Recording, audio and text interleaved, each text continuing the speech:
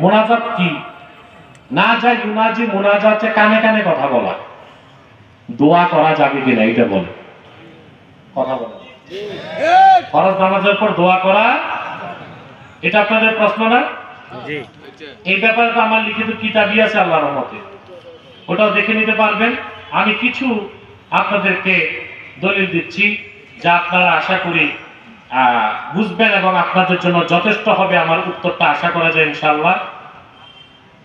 প্রথম হচ্ছে নামাজের পর দোয়া আছে কিনা, ফরজ নামাজের পর, এটা হচ্ছে বিষয়। ফরজ নামাজের পর দোয়ার কথা সরাসরি কোরআন শরীফে আছে। যদি কেউ বলে ফরজ নামাজের পর দোয়া করা হারাম, তার ঈমান নষ্ট হয়ে যাবে, সে কাফের হয়ে যাবে এবং তার বউ তালাক হয়ে যাবে। কেন?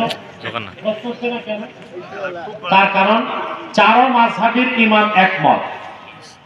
উসুল হানাফি, শাফি, মালিকি, হাম্বলি চার মাযহাব একমত। বলবো উসুলটা, মান ইস্তাহাল্লা হুরমাতান ক্বাদ সাবাকাত হুরমাতুহা বিদালিলিন কাতঈয়্যিন ফাহুয়া কাফির।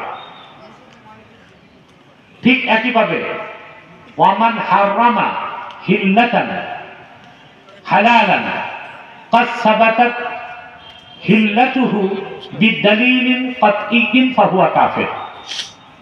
নসে কোরআন নসে হাদিস দিয়ে যে জিনিস হালাল প্রমাণিত, ওইটাকে কেউ হারাম বললে কাফের হয়ে যাবে।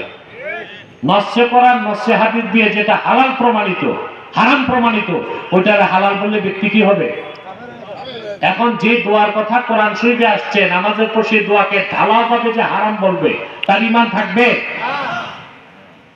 কোরআন কারীম সূরা ইনশিরাহ ৭ম আয়াতে আল্লাহ তার হাবিবকে বলেছেন, ফাইযা ফারাগতা ফানসাব ওয়া ইলা রাব্বিকা ফারগাব। ফাইযা ফারাগতা ফানসাবে 14 জন মুফাসসির একমত। কেমন মুফাসসির?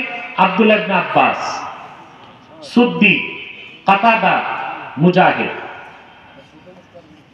সাহাবী, বাকিরা তাবী, এবং পরবর্তীতে ইবনে কাসির, ফখরুদ্দিন রাজি, ইসমাইল হক্কি, ইবনে আবি সাউদ, বুঝতেছেন, তাফসীর কুরতুবী, তাফসীর তাবারি, রুহুল মানি, এই সব তাফসীরে এই আয়াতের তাফসীর এসেছে যে আল্লাহ তার হাবিব মুহাম্মদ সাল্লাল্লাহু আলাইহি ওয়াসাল্লামকে ফরজ নামাজের পর দোয়া করতে বলেছেন। তো ফরজ নামাজের পর দোয়া করা কার হুকুম? কার সুন্নাত? আল্লাহ রাসূলের।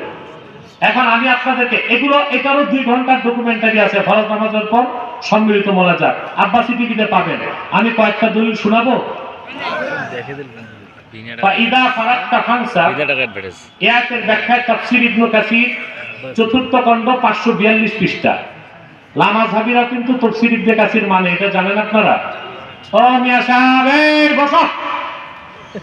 মুরব্বি একবারে বসে গেছে না, এটা বলা যায় না। সেই লোক হতে পারে তার দরকার আছে, যাবে, তবে উযু করে চলে আসবে, ঠিক না? এটা উঠাউঠি করবেন না, এটা আপনারই ক্ষতি। আমি তো চলে যাব। লামাযহাবীরা তাফসীর ইবনে কাসিরটাকে মানে কি না? মানে। কথা বলেন, মানে। তাফসীর ইবনে কাসির চতুর্থ খণ্ড 542 পৃষ্ঠায় ফাইজা ফারাগতা ফানসাবের তাফসীর করতে যে ইবনে কাসির লিখেছেন, ইয়ানি ফি দুআ ফানসাব ওয়া ইলা ফানসাব ইলা রাব্বিক ফারগাব বাদা ফিরাদিকা মিনাস সালাতি ওয়া আনতা জালিস। ফাইজা ফারাগতা ফানসাব ওয়া ইলা রাব্বিকা ফারগাবের ব্যাখ্যায় ইবনে কাসির, তাফসীর ইবনে কাসির চতুর্থ খণ্ড 542 পৃষ্ঠায় উল্লেখ করেছেন, আল্লাহ তার হাবিবকে বলেছেন মুহাম্মদ সাল্লাল্লাহু আলাইহি ওয়াসাল্লাম, ফরজ নামাজ থেকে অবসর হয়ে বসে থেকেই আপনি আল্লাহর কাছে দোয়া করুন।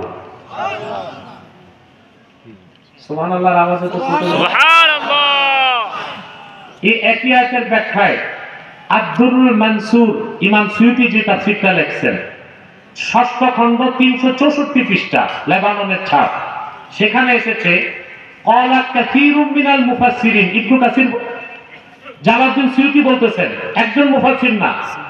ক্বালা কাসীরুম মিনাল মুফাসসিরিন আল মুরাদু বিহি ইযা ফারাগতা মিনাস সালাতি ফানসাব ইলাল্লাহি বিদ-দুআ। ইমাম সুয়ুতী একই তাফসীর করছেন যে অনেক মুফাসসিরের মতে এই আয়াতে আল্লাহ তার হাবিব মুহাম্মদ সাল্লাল্লাহু আলাইহি ওয়াসাল্লামকে বলেছেন ফরজ নামাজের পর আপনি দোয়া করুন। সুবহানাল্লাহ। তাফসীর তাবারি, তাফসীর তাবারিতে এই আয়াতের ব্যাখ্যায় সুস্পষ্ট এসেছে, আখরাজা আবদ ইবনে হুমায়দ ওয়া ইবনে জারীর ওয়া ইবনুল মুনজির ওয়া ইবনে আবি হাতিম মিন তুরুকিন আন ইবনে আব্বাস। এটা তাফসীর করেছেন আল্লাহর হাবিবের সাহাবী আব্দুল্লাহ বিন আব্বাস নিজে। সেটা কি? ফি কওলিহি তাআলা ফাইদা ফারাগতা ফানসাব আল আয়া ক্বালা ইযা ফারাগতা মিনাস সালাতি ফানসাব ফিদ দুআ ওয়াসআল ওয়ারগাব ইলাইহি। আল্লাহ তার হাদিসে আয়াতে বলেছেন মুহাম্মদ সাল্লাল্লাহু আলাইহি ওয়াসাল্লাম যখন আপনি ফরজ নামাজ থেকে অবসর হবেন আপনি আল্লাহর কাছে দোয়া করুন এবং সুয়াল করুন, শুধু দোয়া না, আল্লাহকে ডাকেন এবং চান।